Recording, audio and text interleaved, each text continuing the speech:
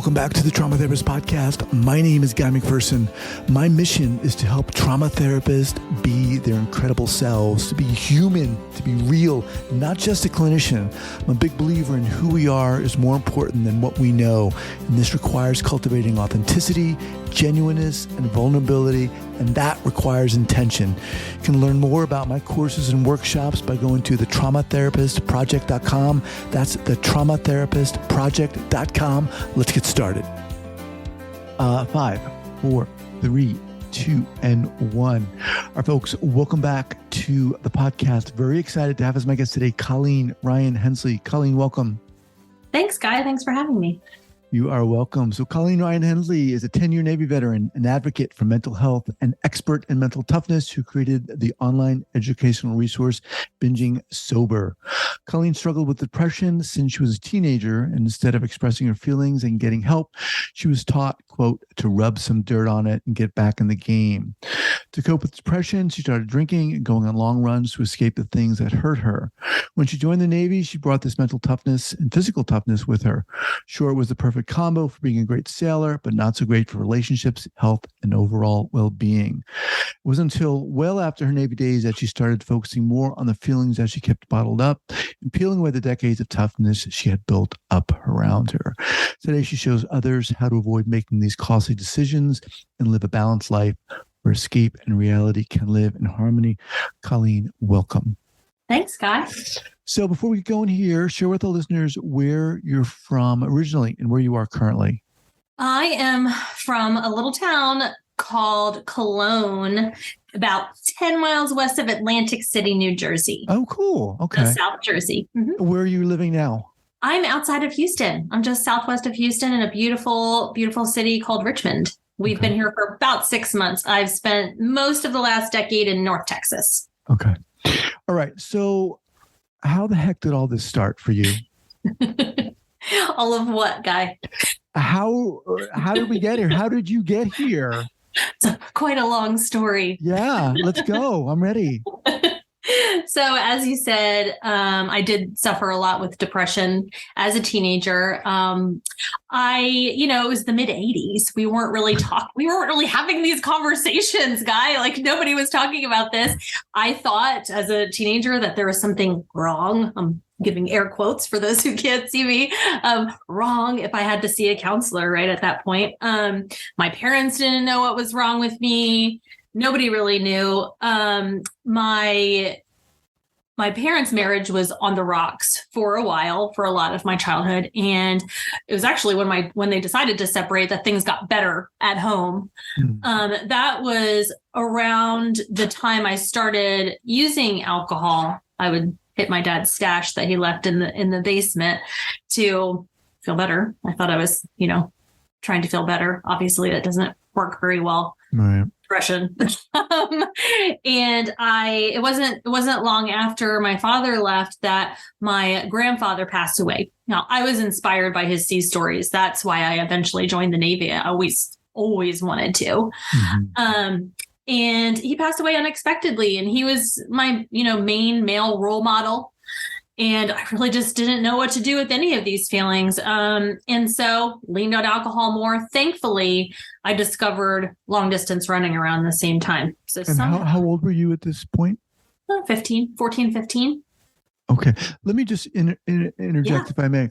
So are you, and I know it's hard and difficult to make correlations like this, but are you correlating your depression to what was going on at home? Yes. And I think really, I was making it now, of course I can see I was making it worse with the drinking. I was making it worse by avoiding these things and not, talking about them. But yeah. Okay. Definitely. Okay. Yeah. All right. Proceed, please. Okay. So I found long distance running. It actually came after a fight with my mom. I just put on my running shoes and took off. And that was the first time I ran over probably 3 miles. I ran about 8. Wow. I remember it like it was 5 seconds ago because I felt so much better afterwards. And I just continued to run. So that was a big thing that I was leaning on at the time for my own mental health, really, since I wasn't, getting any other support because I didn't I didn't know how to. I didn't, like I said, we weren't really talking about that sort of thing. So it wasn't until I was 21 that I really felt mentally and physically like tough enough to join the Navy. I hadn't let that go. I was distracted for a while with boyfriends and things and, more drinking and partying in my social life.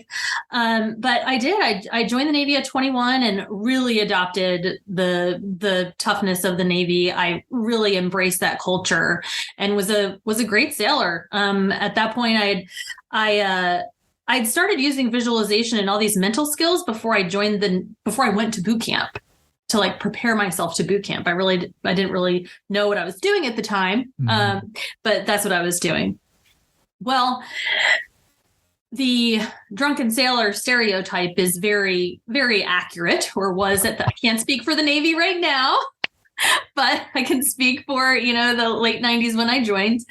And, as a subculture of society, we can talk about the excess and access to alcohol and the, acceptance of it socially. And I mean, I imagine it's probably pretty similar still in the Navy these days. And the culture, really just kind of added to my already, my use of alcohol. When I was 22, so about 22 years ago, 23 years ago, I got really drunk at a party with most of the people that I knew were there. There was about half and half. So half people that I knew and then a whole bunch of people that I didn't. And I experienced a sexual assault that I took full responsibility for because I had so much to drink. I didn't report it. I faced the people the next training day that we had. I told them to forget about it, just like I would, and didn't think about it for 15 years. I mean, that's how far you're still in the Navy. Pushed it away. Mm-hmm. Okay. Yeah. And when you say fantastic Navy career. When you say you took full responsibility for it, what do you mean? In the moment, because I blacked out, woke up the next day. I was still in the house where all of these people were. I was alone. I woke up, realized what had happened. I was incredibly hungover, still very, disoriented, but it was this, like, I'm not going to jeopardize any of what is going on in, my life right now, my Navy career by reporting this. This is on me. Nobody forced me to drink that much. Like, I did it myself. I lost all of my control. I lost all of my awareness. So that I just put on myself. So you blamed yourself for the sexual assault? Blamed myself. Yep. Okay. Yeah. And like I said, I faced the guys that were at the party the next training day, which was, I think that was like a Saturday or a Sunday. So it was that Monday that I walked into their classroom, had a very big kind of growing up moment. Like, I'm going to, just face this right now, and told them that I didn't want to hear anybody talking about it and that I was going to forget about it, and I wanted them to. And that's the last I thought about it. That's the last I thought about it until I got out of the Navy. Wow. Yeah. Okay. Yeah. No, until I got out of the Navy, that was when I started experiencing flashbacks and things. So prior to that, didn't even cross my mind. If it did, it was so quick. I don't know. I couldn't tell you.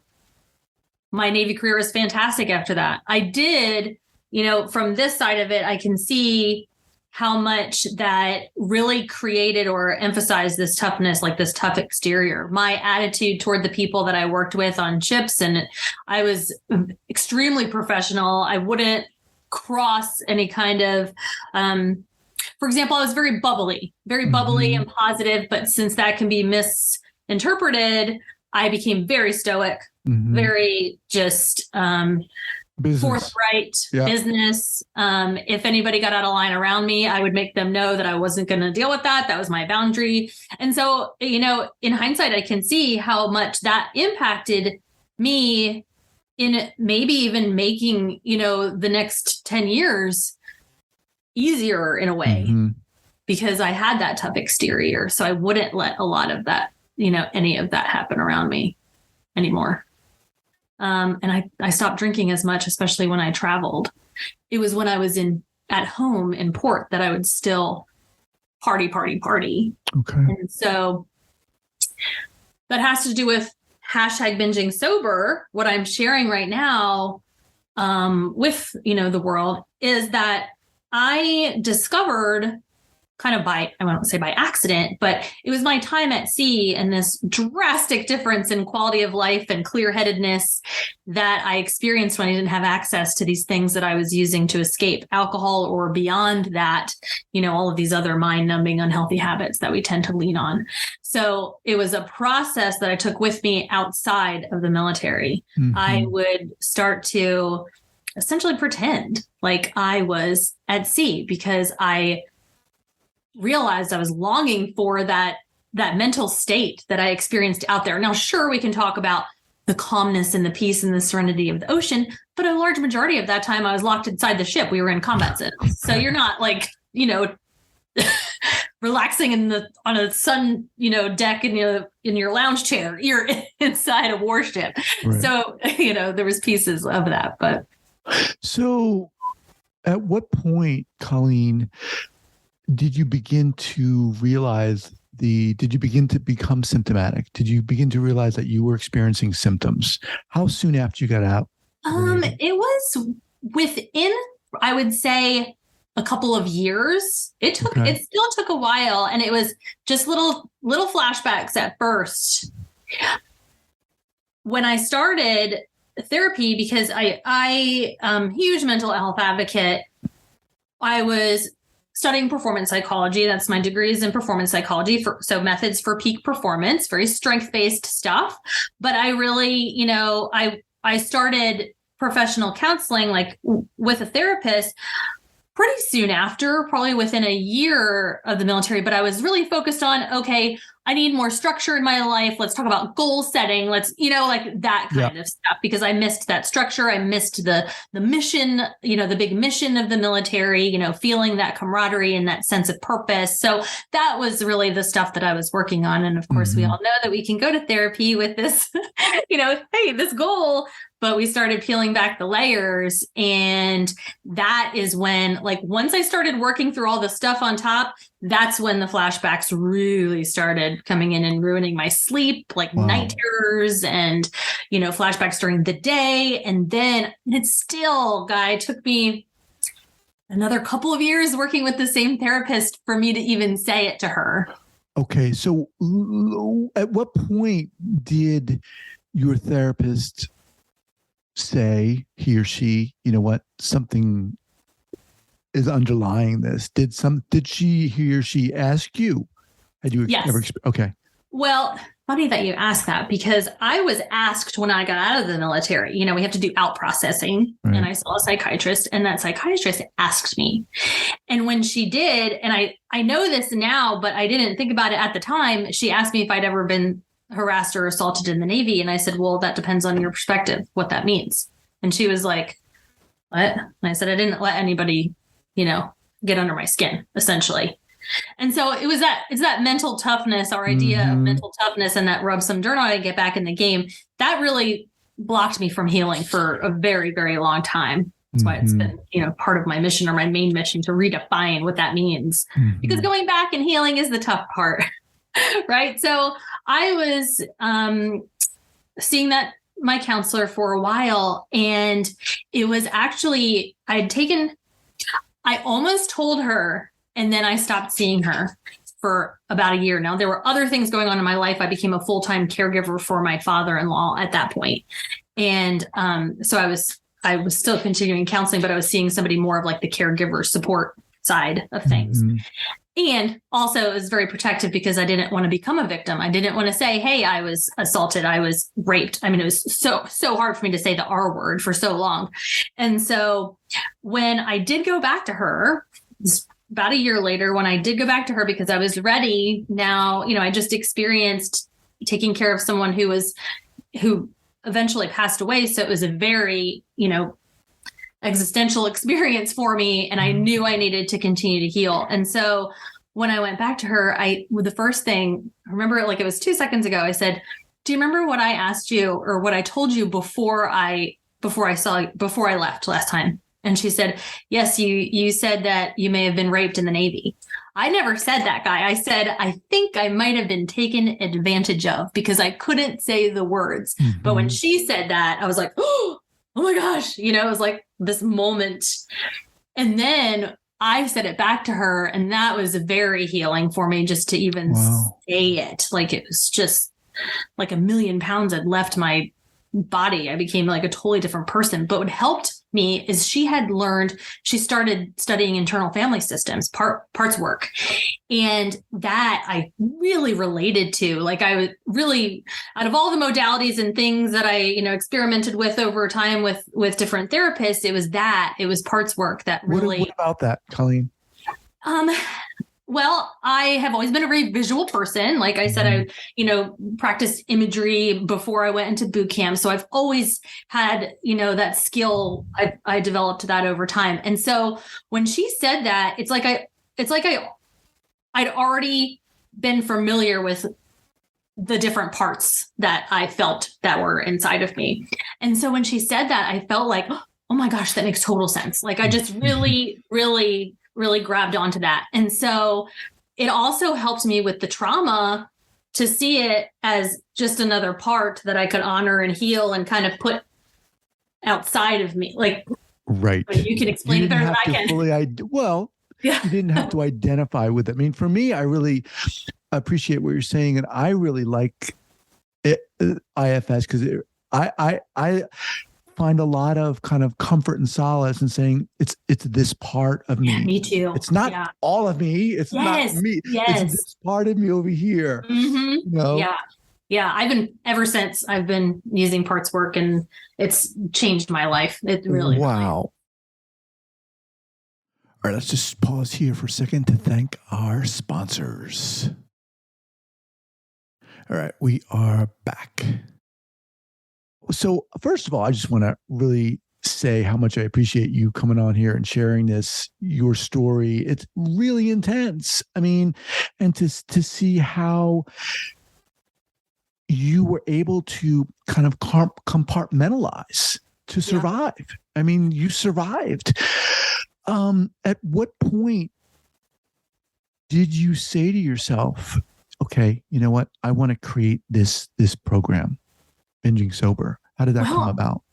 I left the Navy about 12 years ago, which is insane to me, but I've been out now longer than I was in. I was in for almost 11.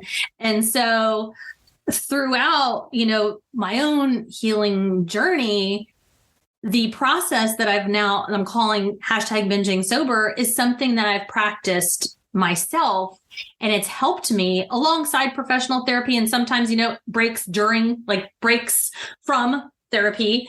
So in between, it's really helped me gain awareness, control, and balance of those escapisms that I think a lot of times we just habitually lean on and don't see how they're impacting our mental health and don't see how they're impacting our energy. And so over time, and especially during the pandemic, that's when I was like, okay, there is something to this. And I really, really think it needs to be shared.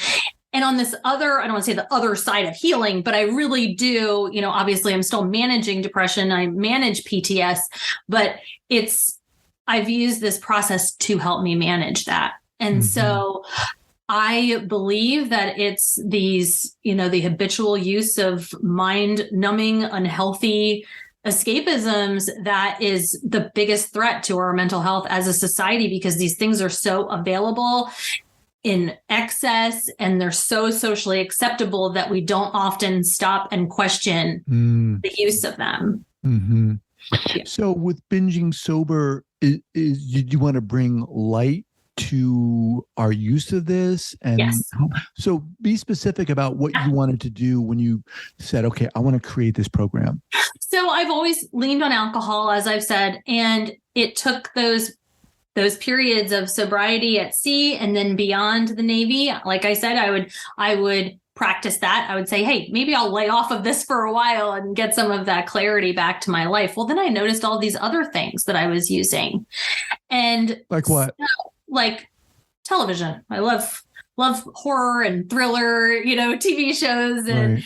and movies. Well, that would trigger a lot of times nightmares for me and destroy my Mhm. sleep, which would lead into, caffeine abuse, and would lead into other things. And there were multiple times that throughout my life, I, have struggled with suicide ideation, suicidal thoughts. And that's one of the things that we really need to talk about more. What you're doing, I greatly appreciate it. All of these things need to be normalized so people feel okay talking about them. Right. And I lied every time a therapist asked me that question until I found parts work, until I was able to see it as not this whole part, just a part of me. Mm-hmm. And so in #binging sober, it's really about, like I said, gaining awareness, control, and balance of these things that are draining our energy and using and replacing them with other things that restore our energy, natural escape. And for all of this, it's like, okay, yeah, I get it. Like we can work out, we can eat well, we can, all of these different, wellness tactics. But it's one thing to know them, and then another thing to make it, to do them and make it an objective, like self-intervention, ongoing practice toward longstanding change. And that's what it's about.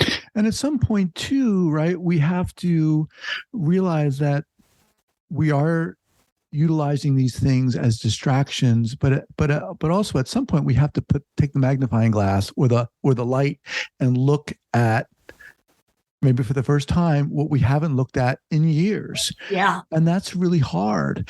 Who is Binging Sober for? It's for everyone, especially since the pandemic. I'm sure you've seen the stats on depression, anxiety, suicide. These numbers are just out of control. And you just said it, we're so distracted.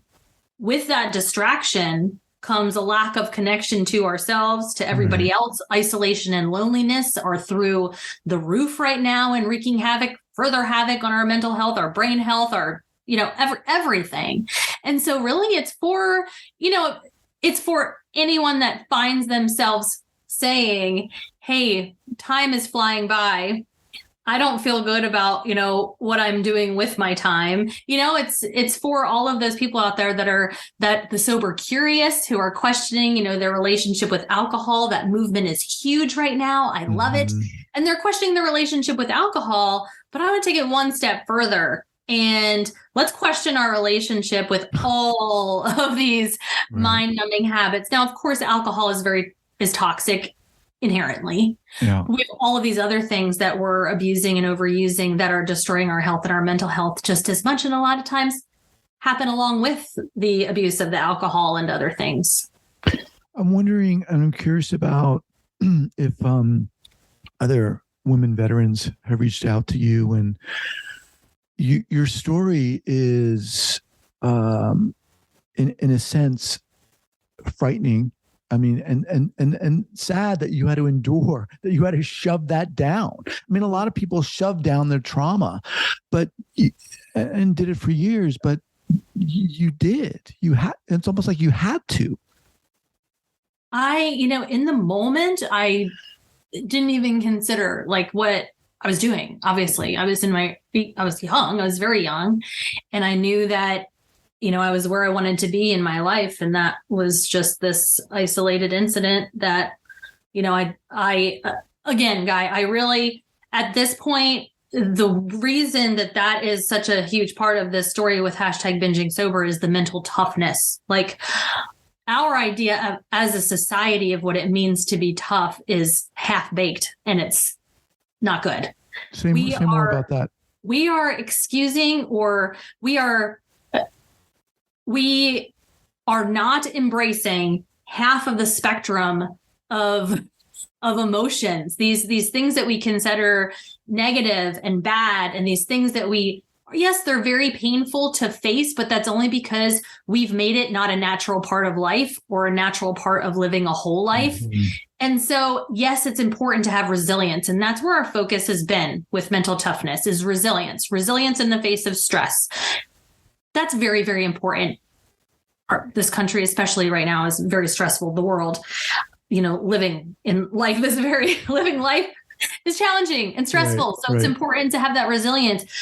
But imagine if we all felt comfortable, if it was just the way we did things, is to go back and process that residual energy, the trauma, the pain, what we're perceiving as negative. Oh my gosh, I don't want to go back there. Well, that's where our beautiful life is. That's what I've discovered in all of this healing, is that mental toughness kept me from it. It helped me repress it, and it kept me from facing it for so long. And when I finally did, that became addictive in of itself. Like, what else can I uncover and fix? Because that felt really good. Like I'm living a life that I have never lived in my 40s because I got rid of that weight, that pressure, that just huge block in my life. It was destroying my relationships. I was not a nice person after the rape. I was not a nice person. I don't like the person I became because of it. But I didn't realize it at the time, And a lot of us are walking around with this toxic, pain living inside of us because we're scared to go back. Going back and healing it is the tough part. That should be mental toughness. Both of them together, the resilience and the processing of the pain. Yeah, beautifully said there. What would you say to someone who maybe is in your same position? Maybe they're in the services right now. Yeah. What would have happened had you reported that at that time? It's so tough to say because things have definitely changed in the military since then, but it would have changed a lot of my direction. I was top in my class in a very highly technical job. They had already spent tons of money training me. Like I was very excited to finally go to a ship, which was coming soon. And it would have been a long investigation. It would have been, who knows, Guy? I mean, there's so many different, I don't know. Now not too much later, within a couple of years, another female on my ship was involved in a situation that there's still a lot of, question marks around. But I mean, it impacted her entire career. She ended up leaving the Navy pretty soon after. And so, there's just no way to really know how the specific leadership would have dealt with it. There's just no way. And I guess from an outsider's perspective, that's kind of the scary part, because in a sense, it seems like, well, if you do report it, it's going to screw things up, but you don't know what the healing process is going to look like, right? Yeah. You know that it's potentially ruin your career. Yeah. But now there's, like I said, a lot has changed since then. I know that there have been a lot of policy changes. I know that they were working on making it so civilian systems would deal with those specific cases, so it didn't have to stay within the military and wasn't necessarily going to impact your career. Okay. That's that sort of stuff. Okay. Yeah. So to get back to my question, what would you say to someone who maybe is in that position now? Like in the military right now? Oh my gosh, it's so much easier now to get mental health support. Before, you had to report it to your command. Like if I were to see somebody, I would have to report it to my command. That is no longer the case. So if I, were to tell someone, that's in that position, well, first of all, Guy, what if they're repressing it and they don't, they could be repressing it and not know. So same story, I would say, hey, go get some support. It's my dream for everyone to be more proactive and preventative with mental health, because right now I think, what's your, opinion on this? I feel like that we wait too long and end up in crisis. Like that's not the time to seek mental health. Like if we all had the support prior to, which again, if that were just the way we were doing things, that's obviously a kind of a pipe dream. I mean, there's a lot of things involved in that, insurance and, the system and all of these things. So, but I would hope that, if they maybe think that something happened, or if they know, that they would seek outside mental health, professional mental health support. Okay, awesome there. Speaking with Colleen Ryan-Hensley. What's the best way for people to get in contact with you, Colleen? The easiest way is bingingsober.com. You'll find links to my socials. You'll have a contact form. You can write to me. Okay. And so if someone is interested, who should come to Binging Sober? Well, right now it's no cost access for, at least through March. I'm going to keep all of the content accessible forever and ever. Anyone who is questioning their relationship with any of these mind-numbing escapisms that you think are, might be impacting your life, let's go ahead and investigate that, because it's life-changing to look beneath the surface and pull apart those things that might be covering up your gorgeous life underneath. Now, are you offering courses or groups or what specifically? I do have a private Facebook group right now. That's the community we have that will always be there. Okay. And coming in the next few weeks, the point system is going to launch. So anybody can go to bingingsober.com and access that as well. And that's just a really objective way to measure these things that you're using and maybe overusing, and discover how they're truly impacting your life, and then create balance around it. Appreciate that.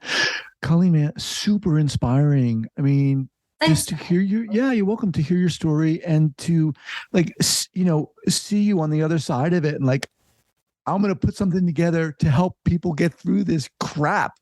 Yeah. It's intense stuff, man.